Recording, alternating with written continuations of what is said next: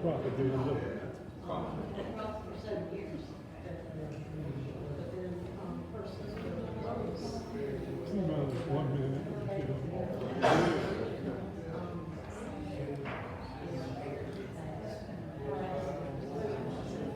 Yeah, see anything?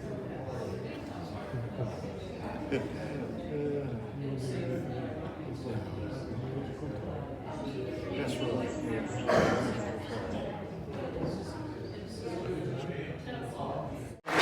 Thank you, everyone, and thank you for coming out on Father's Day. Like Bob said, my name is Truman Atkins. I was born here in Martinsville, grew up here, lived my whole life here, except for when I was off at college. I was interested in history from an early age. I think I can remember in the first grade wondering about how we got from Gunsmoke to here and all of that fascinated me. When I was 13 years old, I got bit by the genealogy bug, which made for a very unusual adolescence. I spent a lot of time downstairs here at the courthouse in the old deed room, looking up the deeds and the wills and inventories of various ancestors and putting it all together. When I came home from college in 1987, I found work with my cousin, the late Steve Atkins, who taught me how to do title searches on real estate, which I immediately kind of equated to like doing genealogy on land. It's like finding out, well, who owned it before them, and who owned it before them, and what had they done to it, and the like. So I really took to that. It also led me to become involved with some of the other aspects, like ordering surveys of property. When property was changing hands, surveyor would have to go out and make a new plat of it. And let's see, how do this? That led me to J.A. Guston and Associates, which was the company we used. They're no longer in business. Their sign is still on the door over here at the end of Walnut Street on Church Street. And I had always had a fascination about these old buildings uptown. What was upstairs in them? What was inside of them? And one day I decided that I was going to take the opportunity to find out, instead of calling Guston's office on the phone, I would go over in person and order a survey.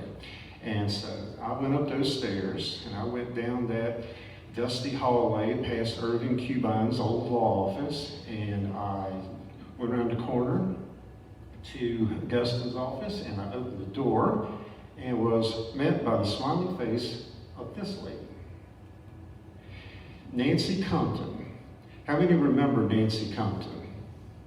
Oh yes, She was a doll. She was just put together like this every day to go to work in an office where she saw the same 4 or 5 guys, hair maintained by Sherman Witt.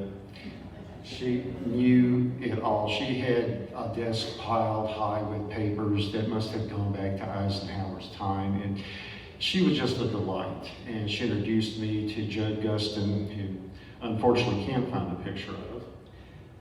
And then one day I stopped by to order a survey, and this is laying sprawled out along her desk next to her smoldering ashtray. And it is a plat for Developers Diversified of the new mall that was being built.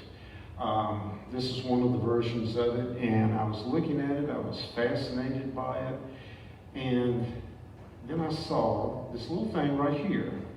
There's this little line across it, and it said, Jack Fountain's Spring Branch. And I was like, Nancy, what is this? And she said, yeah, there's a creek that goes under the mall. And it went under the fairgrounds beforehand. And I was just floored that such a thing could be possible. So, I filed that away for 35 years or so.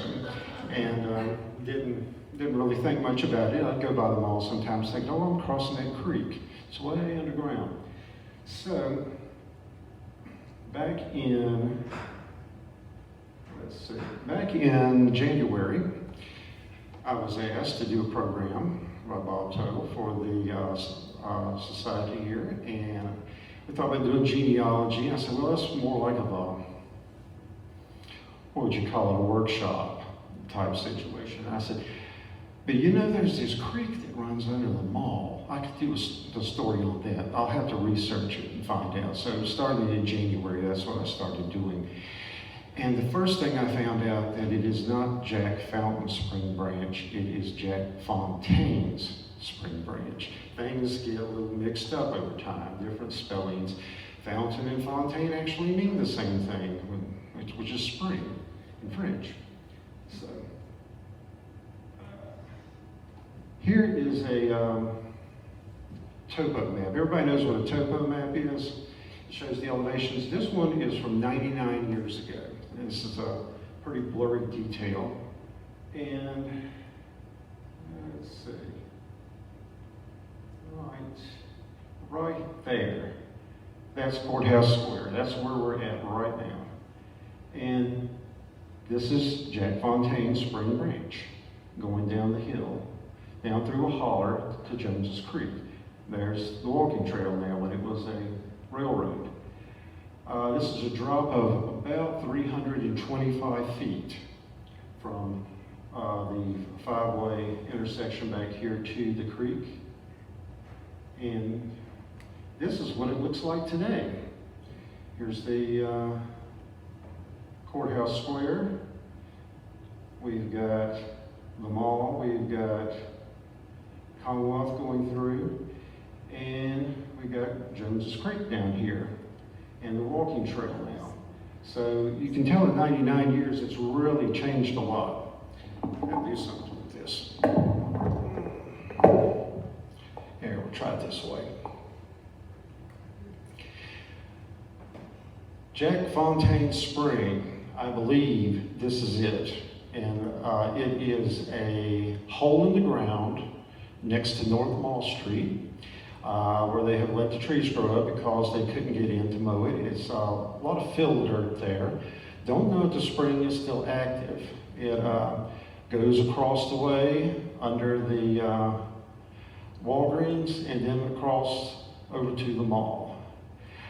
The genealogy of this land that it passes through, it was originally part of the grant that Robert Harston had that he bequeathed to his son George Harston in 1791. In 1827, George Harston bequeathed it to two of his sons, Marshall Harston and George II, known as Old Rusty. And this is Old Rusty here.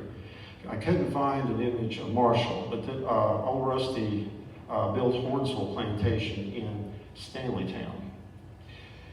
In 1832, George and Marshall sold it to Abel Nichols of Bedford County and George Brown of Henry County, 52 and a half of those acres for $362.50. In 1838, they sold 33 acres to three individuals for $2,064. These three individuals were William J. Hamlet, Jesse Wooten, and Walter R. Cole. Now, William Hamlet was a teacher, and there was in the deed describing it as there being an academy on the property, and there was, the springs were Academy Springs. The creek was Academy Creek. So I'm thinking that Hamlet was probably the instructor there. Jesse Wooten was the deputy sheriff of Henry County. He later became the sheriff. Walter Cole was a local businessman, and they were trading as William J. Hamlet and Company merchants. Okay. Now, on the property also was a forge. It was mentioned in the deed. It was already there.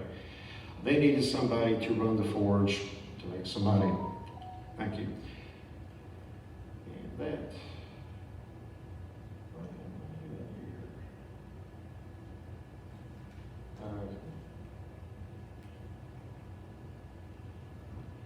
What's it doing?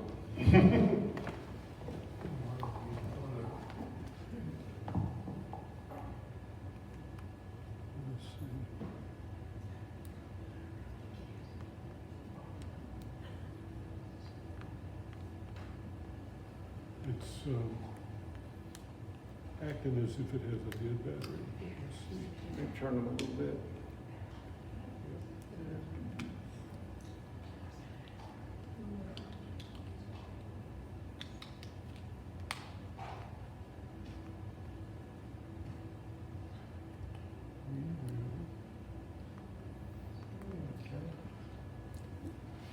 Hang on. All right. You gonna hit the space bar now? I'm going to go manual. Okay.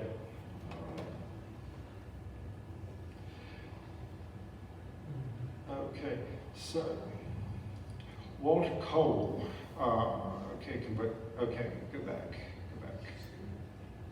Go back to the slide we're on.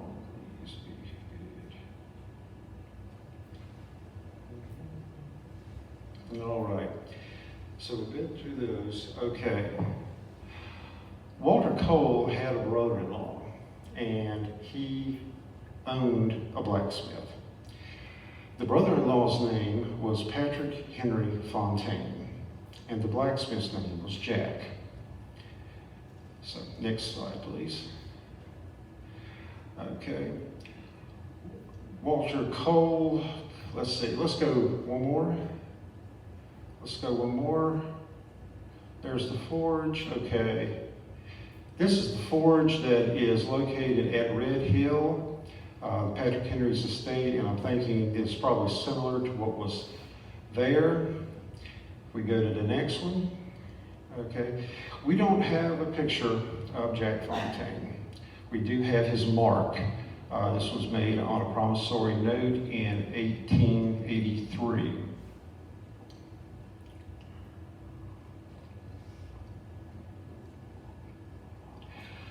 So who was Jack Fontaine? He was born somewhere between 1820 and 1825 on Leatherwood Plantation. He was an enslaved person. His father's name began with the letter H. That's all we know about him. His mother was Millie Perkins, and she was a cook to the Fontaine family. They lived on Leatherwood Plantation, which is now pretty much Eastwood subdivision. It was land inherited from William Winston Fontaine's grandfather, Patrick Henry. He had died in 1816 and left everything to his wife. Go to the next one, please. This is his widow, or one source on the internet says it is. This is Martha Hale Dandridge Fontaine, and she was the first cousin of Martha Washington. She was widowed for about 14 years and with 3 children, and then about 1830 she decided she was going to remarry. Next slide, please. To do that, she had to settle her first husband's estate, and that is done here in Henry County Circuit Court, Will Book number 3, page 291. You'll see at the bottom here where they divided up all the land between her 2 sons Spotswood and Patrick Henry, and her daughter Sarah.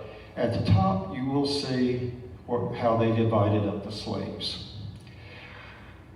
The first column is Martha Hale's, and on it you will see Millie's name. Millie remained with Ms. Fontaine, and over here you'll see Jack. Now Jack was probably somewhere between 5 and 10 years old at the time. The following year, Patrick Henry Fontaine began hiring him out. The family all moved to Martinsville. They sort of got out of farming, and he derived a certain amount of living by hiring his slaves out and reaping the benefits of their labor. Next slide, please. Okay, a chronology here. Martha Hale Dandridge marries William Perkins Jr., and they moved to Main Street in Martinsville. They lived in a little house that's about where the Charles Kazee Educational Fund is. Patrick Henry Fontaine Jr., because he had an uncle with the same name, marries Sarah Miller Cole and moves to Martinsville. They operate the Henry House, which was a tavern. Michael Thomason was a man who many years later testified that he could remember Jack Fontaine being in Martinsville when he was 6 years old, which would place that about 1840. And in 1844, Patrick Henry Fontaine Jr. dies at the age of 32. His stepfather dies a few years later. Next, please. Sarah Cole Fontaine continues to hire Jack out. Matter of fact, he stays hired out working at the Forge over here off North Mall Street. In 1848, on December 30th, she received $175 for his hire ending that day for the year. Next slide, please. Jack had a family. He had 3 sons and 3 daughters. Edward, cannot find a paper trail on him, don't know much about him. Alan, who was the son of Lucy. Emily, who was the daughter of Charlotte. Taylor, who was the son of Charlotte. Susan, who was the daughter of Lucy. And the youngest, Champ, who was the daughter of Lucy. In 1860, the war started. We all know which war this was. This is the bombing of Fort Sumter.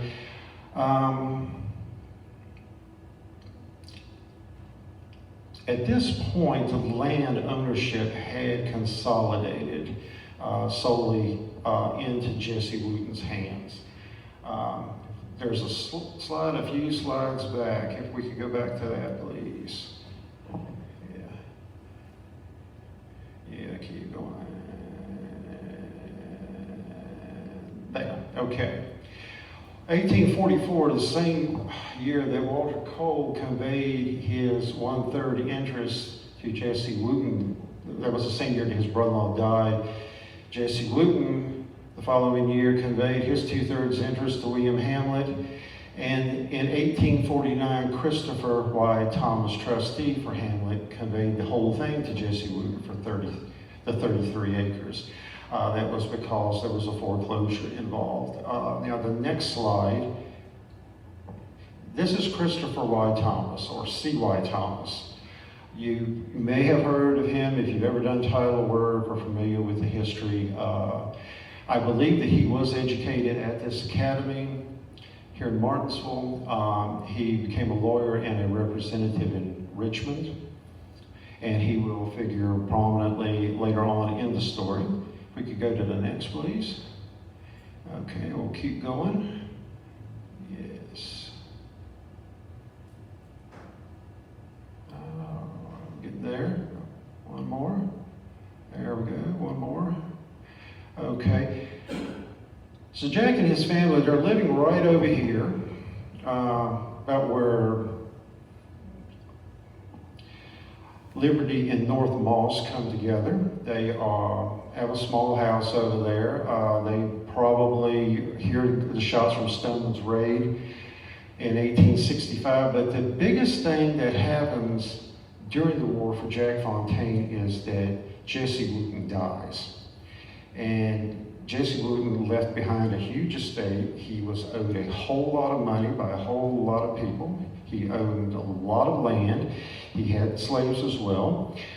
And Jack knew that it was, he had been hired by Wooten for years, and he didn't know what was going to happen next, but it came the end of the war. Now that was on one hand a good thing for him because he was emancipated, he became a citizen, he could vote, he could own property. And he knew that somebody could come in and buy that property that he had been living on for 25 years and working at, to be the only thing he knew how to do, which was being a blacksmith. And so he resolved that he was going to buy it. Okay, next slide, please. Now, Jack was illiterate. He didn't know how to go about doing things, but he had an ally, the much older now Christopher Y. Thomas. who had, during the war, been a representative in Richmond to the state government. He had come back to town to start a business, and he went to him, explained what he wanted to do. He had a friend with him named Sidney Perkins who wanted to go in with him to buy some of the land. And C.Y. Thomas said, okay, I'll represent you. I'll go and talk to the executor of the estate. That was a man named Jeremiah Griggs. So he goes and talks to Griggs. And go to the next slide, please. And he comes away with this. This is a contract, letter of intent, promissory note. I'll read it to you. 1865, October 28th, received from Jack Fontaine, freedman, by the hands of C.Y. Thomas, currency equal to $10 in specie. Anybody know what in specie means? It's by coin. He had a bunch of coins. In part payment for 13 3/4 acres of land adjoining the town of Martinsville, Virginia, and on which the blacksmith shop, now used by Jack, is situated, which I, this day, sold him and Sidney Perkins, which is crossed out, freedman, at the price of $30.15 per acre. That came to, I believe, $456 for that total, for those 13 3/4 acres. Okay, next slide, please. 1870 census.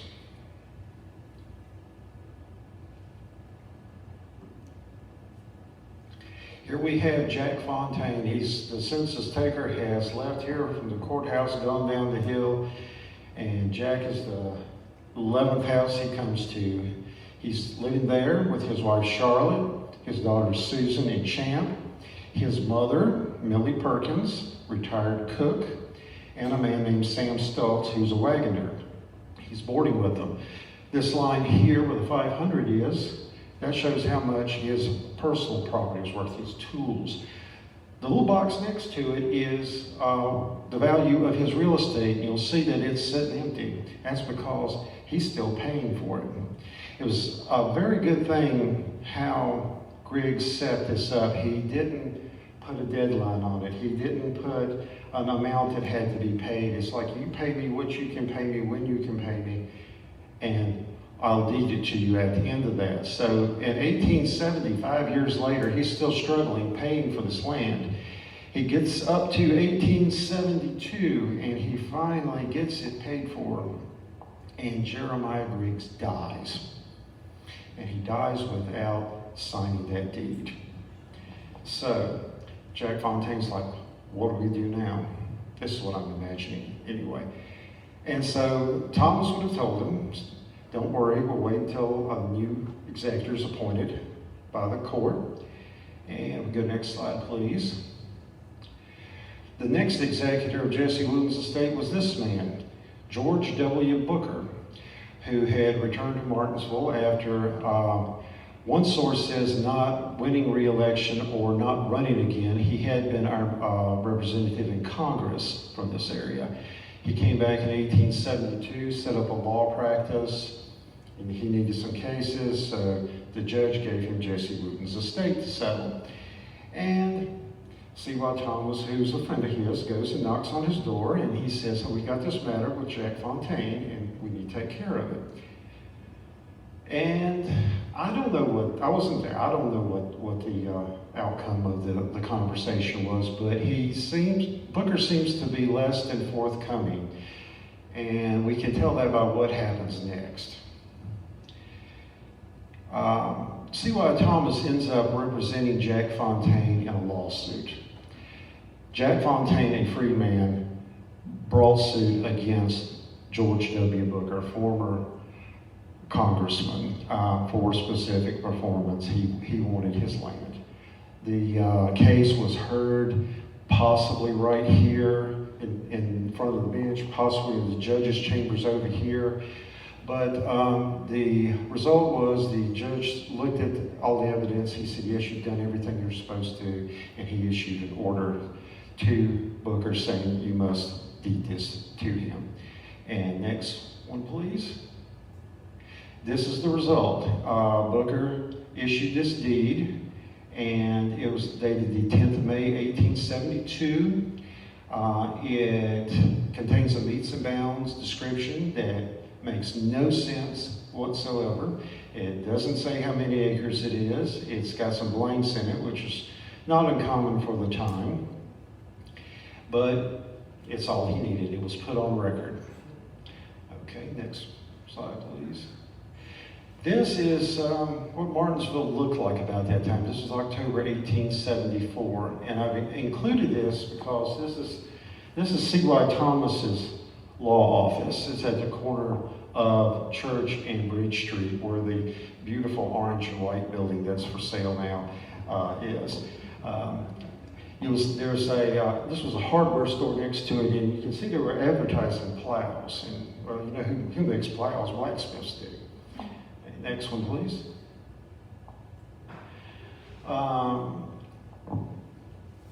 Jack Fontaine's financial situation never really improves in life.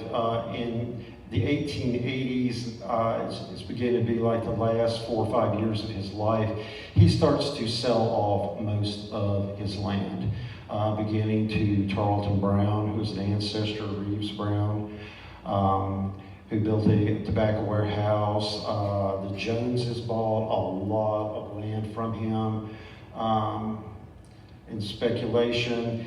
He sold some to members of his own community that were sometimes identified as colored in the deeds. Next one, please. He sold one section over here to Edward Towns. It became Town Street, and then another section which becomes Towns Avenue over here. Of course, Town Street is no longer there. It's the parking lot for the clock tower. Frank Prunty, he sold a small lot to for $45.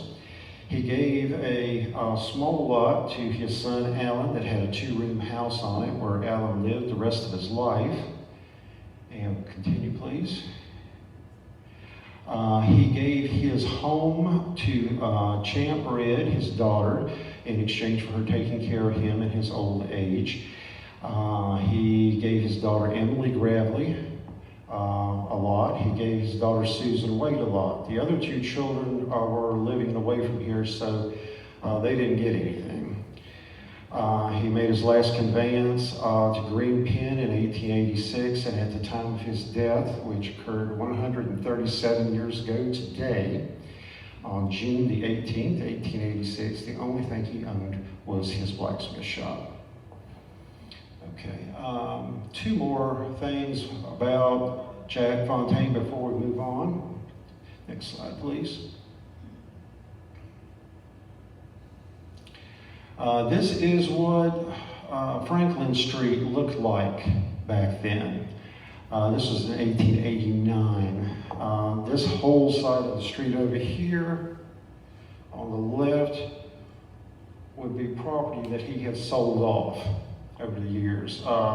Across the street you had the depot, and there was a lot of tobacco warehouses and tobacco manufacturing going on at that time. This is a detail from a map of Martinsville in 1891, and I had seen this several times before, but not until I started researching it did I notice, and this is the area that we were talking about where he lived.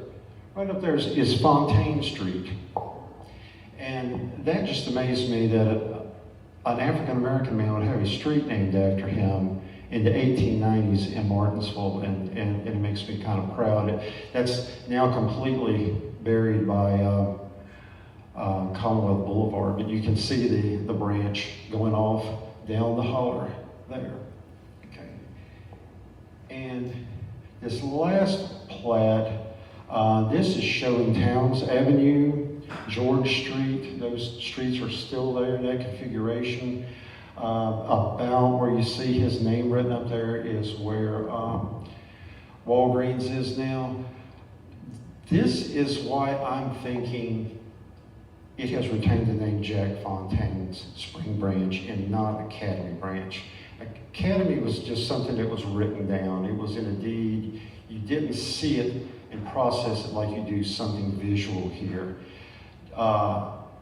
And this was from 1905. This was 19 years after he died, and it was it had made its mark by then. Okay. Next. The next chapter in the branch and the one who buried it, basically, this is Captain Till Lester, George Tilden Lester, who came to Martinsville in 1896 and began buying up property in the area. He had a sawmill down on Jones's Creek that in 1919 caught on fire and burned up. Next, please. To ensure that that didn't happen again, he built a giant reservoir on top of the mountain above his plant. And he was approached by the local Kiwanis Club that wanted there to be a swimming pool for the area children. And they came up with this. This is the Liberty Heights Pool, which stood until about 1988. It was a 2,000-gallon circular pool. It had 3 concentric rings in it. One was 18 inches, one was 4 feet deep, and the innermost was 12 feet deep. It had a diving platform. The water was changed every 6 or 8 hours. It had a dancing pavilion. You could go roller skating on the top there until the wind took up the roof off. This was completed and opened, I believe, on the 4th of July, 1926. This is the iconic image of all the kids just having a big time at Jack Fontaine's Creek, which they're suspended above it several hundred feet, okay? Next, please. Now, Captain Till had a son, G.T. Lester, who learned how to fly. He went to Danville and to a primitive airport there and took lessons and got his pilot's license. And he went to Cincinnati on a train and bought this Aeronca KCL. It was the Cadillac of that car, that type plane. It had an altimeter, it had a gas gauge, it had brakes on the wheels when you landed. And he bought the plane. They asked him how he was going to get it home. He said, well, you see, I came up here on the train, and train track's right over there. I'm just going to follow the train track home. And that's what he did. He took off and he followed the train track through West Virginia and Southwest Virginia, and he landed in Martinsville. And he went to Captain Till. He said, Dad, we need an airfield. We really do. We can put it up on top of the mountain there. And so that's what happened to one side of the holler. It all got leveled out using 2 steam shovels and 2 dump trucks over several months, and they created the airport. Next, please. Okay, here's a shot showing the pool right there and the airport going right next to, that's the runway. Mr. Shotland, who had the glass company, later became Virginia Mirror, had a whole bunch of broken glass, and he needed a place to dump it, so they let him dump it out here at the end of the runway. And Morton Lester has told me that, if you were flying into Martinsville and you were looking for the runway, that glass would glint for miles away and you could find your way in. The runway itself was dirt, but just think about, you're here in court, you're arguing a case or something, and like there's a plane coming in, like right over here. It's kind of like San Diego, if you've ever flown into there, just right over the tops of those buildings. You will see over there the other side of the holler that was still intact at the time. Those groups of houses up there, that's Amy Avenue. Right about there is where Dollar Tree is. Now the effect of leveling this off impounded Jack Fontaine Spring Branch somewhat, and I understand that it created a swimming hole, and it was used by the African American children in Martinsville in the 40s and 50s. Next slide, please. One historic thing that happened there at the airfield, this is Morton Lester, age 10, and he began flying with his dad at a very early age, and he began pestering him when he was about 7 to let him solo. And finally, one day, when he was 10, his father let him go up by himself. And he flew the plane by himself, landed, no problem, got on his bike and went home. And he was the youngest person on earth to have soloed in a plane for a long time. I'm sure that record's been broken. Okay, next please.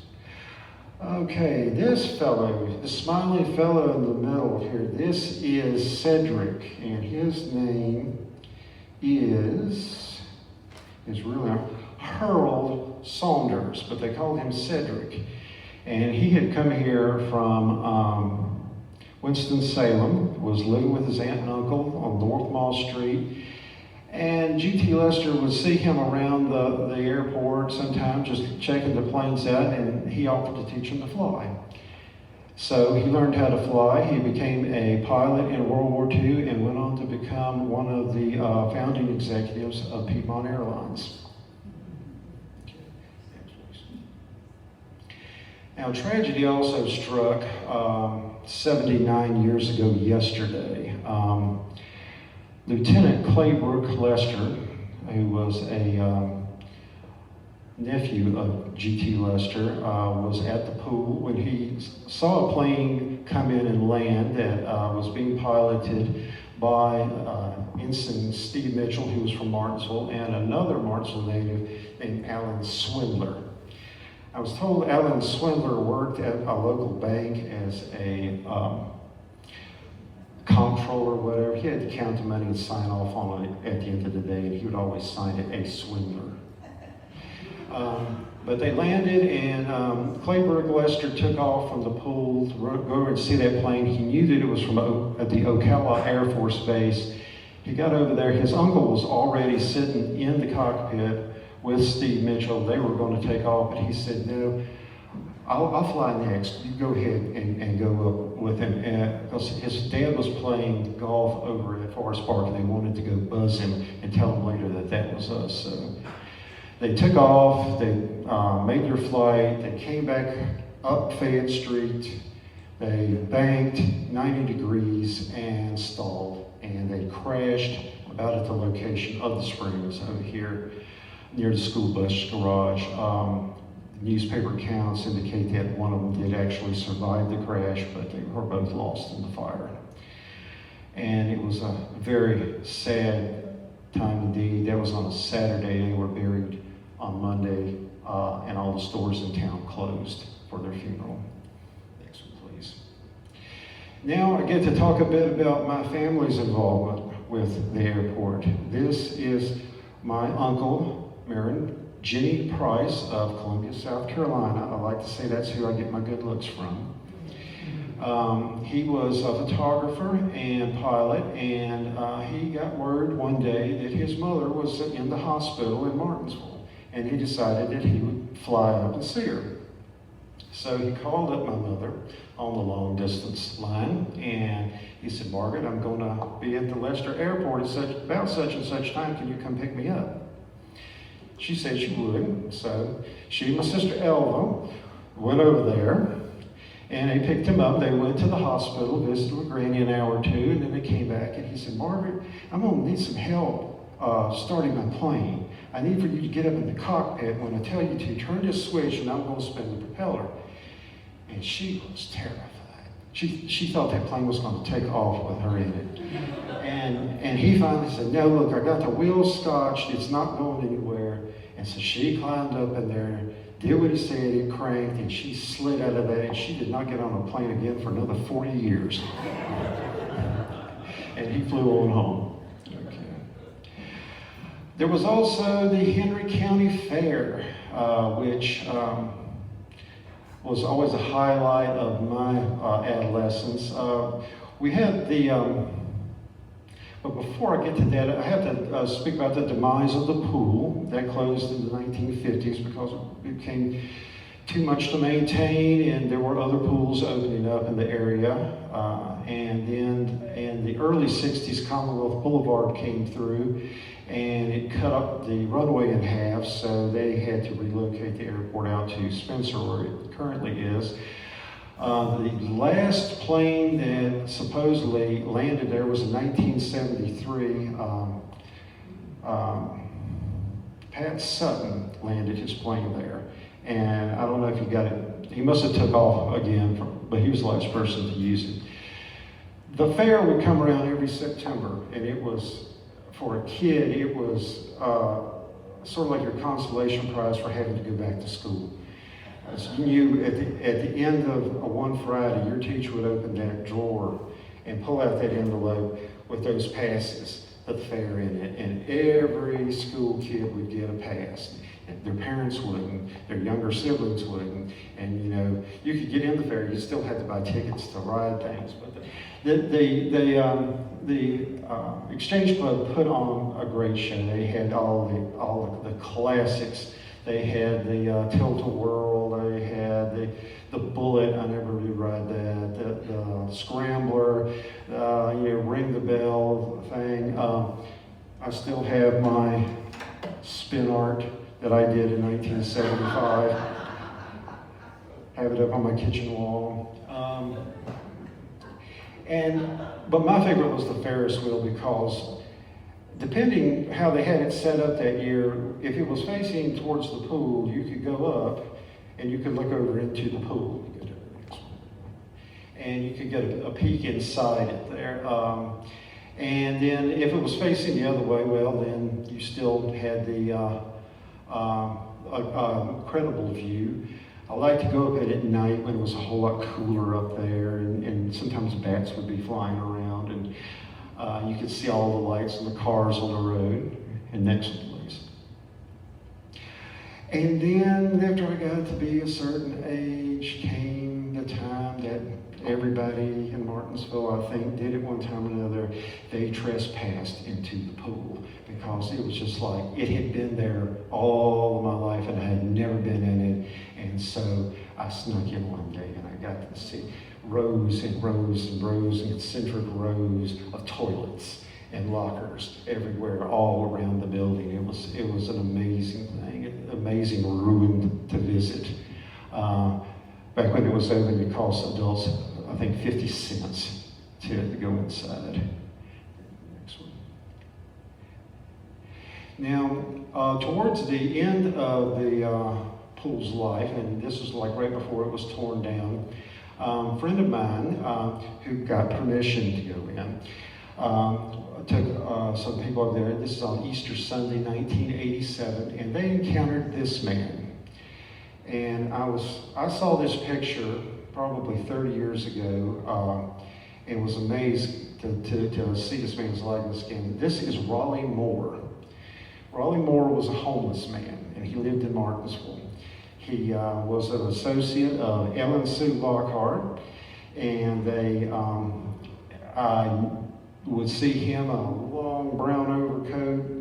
In the wintertime, he would be coming up Franklin Street over here, and Stringy Carter would run out with a styrofoam container with his dinner in it, and she would gush over him like he was one of her baby dolls. And I never spoke to him, but he lived on the streets. He died in a house fire with two other men in 1987, and about a month later, after the newspaper article about that, there was another article that came out that he had tens of thousands of dollars in the bank that he would not touch because he was leaving it for his children. And then one day, after the mall got built, The TV personality Willard Scott came and did the weather live on the Today Show at the mall's opening.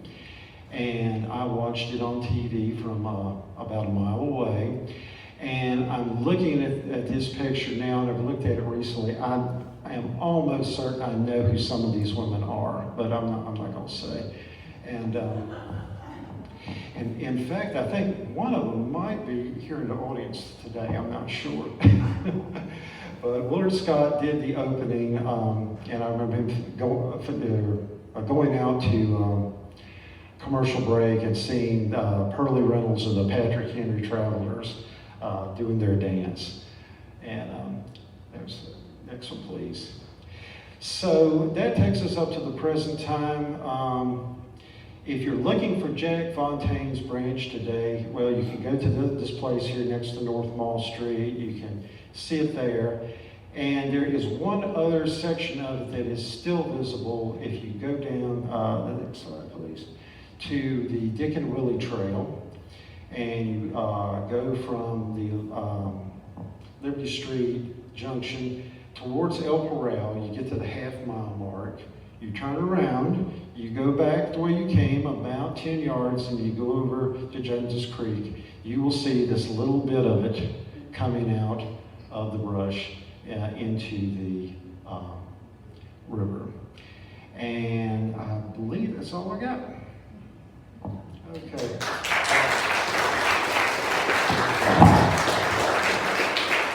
Well, thank you all very much. Is there any questions?